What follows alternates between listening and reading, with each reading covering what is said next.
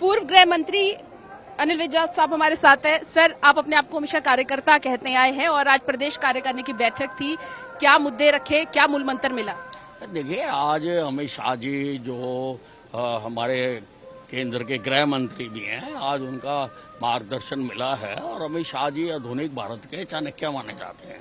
वो राजनीति की छोटी से छोटी बारीकियों को भी समझते हैं और उन बारीकियों का उनके पास उत्तर भी होता है। उन्होंने अभी जो लोकसभा का चुनाव हुआ है और कांग्रेस ने कई झूठे मुद्दे लोगों के सामने रख के उनको गुमराह करने का काम किया है। उनकी वास्तविकता बताई उन्होंने, उसकी सच्चाई बताई उन्होंने और कार्यकर्ताओं को पूरी तरह से एनर्जाइज किया है कि वो पूरी तरह से लग जाएं और तीसरी बार फिर हरियाणा में भारतीय जनता पार्टी की सरकार बनाए। अच्छा, ये कहा गया है कि नायब सैनी की अध्यक्षता में ही चुनाव हो। ये तय करना तो हाईकमांड का निर्णय होता है, किसकी अध्यक्षता में लड़ना, किसकी में नहीं लड़ना। अभी नाराजगी दूर होगी? नहीं, मैं कभी नाराज नहीं होता, किसी से नाराज नहीं होता। मेरे खिलाफ ये दुष्प्रचार करते हैं कुछ लोग, मैं क्यों नाराज हूँ? मैं लगातार काम कर रहा हूँ। मैंने हमेशा कहा कि बीजेपी का मैं अनन्य भगत हूँ। मैंने हर जगह कहा और लोकसभा में डट के मैंने काम किया है। मेरे जिले में सारे विधानसभा क्षेत्रों से पार्टी हारी लेकिन मेरे हल्के से जीती है। दिन रात मैंने काम किया अपनी पार्टी में। जो पार्टी के कार्यक्रम होते हैं, रोहतक मीटिंग हुई थी, वहां भी गया था। 2 दिन पहले विधायक दल की बैठक थी, मैं उसमें भी था, लेकिन मेरा प्रचार नहीं होता। मैं क्या करूँ?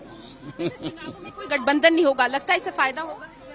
मैं तो इसके हमेशा पक्ष में रहा हूं कि हमें अकेले अपने दम पर लड़ना चाहिए और जो 2014 में भी हम अकेले लड़े थे, उसके लिए भी सारा जो जोर मैंने ही लगाया था। कानून व्यवस्था को लेकर सवाल उठ रहे थे और दुष्यंत चौटाला जी ने कहा अनिल विज साहब थे तब तक ठीक था, दुरुस्त था। देखिए, व्यक्ति तो आते जाते रहते हैं और अब जिन हाथों में सत्ता है वो बहुत सक्षम लोग हैं और वो सारा ठीक करेंगे। पूर्व गृह मंत्री अनिल विज साहब हमारे साथ है। सर, आप अपने आप को हमेशा कार्यकर्ता कहते आए हैं और आज प्रदेश कार्यकारिणी की बैठक थी, क्या मुद्दे रखे, क्या मूल मंत्र मिला?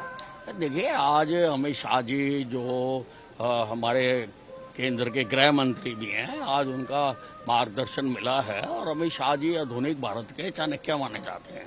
वो राजनीति की छोटी से छोटी बारीकियों को भी समझते हैं और उन बारीकियों का उनके पास उत्तर भी होता है।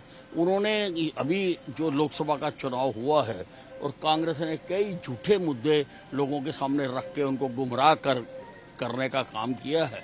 उनकी वास्तविकता बताई उन्होंने, उसकी सच्चाई बताई उन्होंने और कार्यकर्ताओं को पूरी तरह से एनर्जाइज किया है कि वो पूरी तरह से लग जाएं और तीसरी बार फिर हरियाणा में भारतीय जनता पार्टी की सरकार बनाए। अच्छा, ये कहा गया है कि नायब सैनी की अध्यक्षता में ही चुनाव हो। ये तय करना तो हाईकमांड का निर्णय होता है, किसकी अध्यक्षता में लड़ना, किसकी में नहीं लड़ना। अभी नाराजगी दूर होगी?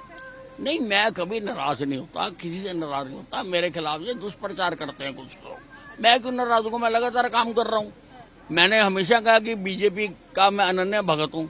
मैंने हर जगह कहा और लोकसभा में डट के मैंने काम किया है। मेरे जिले में सारे विधानसभा क्षेत्रों से पार्टी हारी लेकिन मेरे हल्के से जीती है। दिन रात मैंने काम किया अपनी पार्टी में। जो पार्टी के कार्यक्रम होते हैं, रोहतक मीटिंग हुई थी, वहां भी गया था। 2 दिन पहले विधायक दल की बैठक थी, मैं उसमें भी था, लेकिन मेरा प्रचार नहीं होता। मैं क्या करूँ?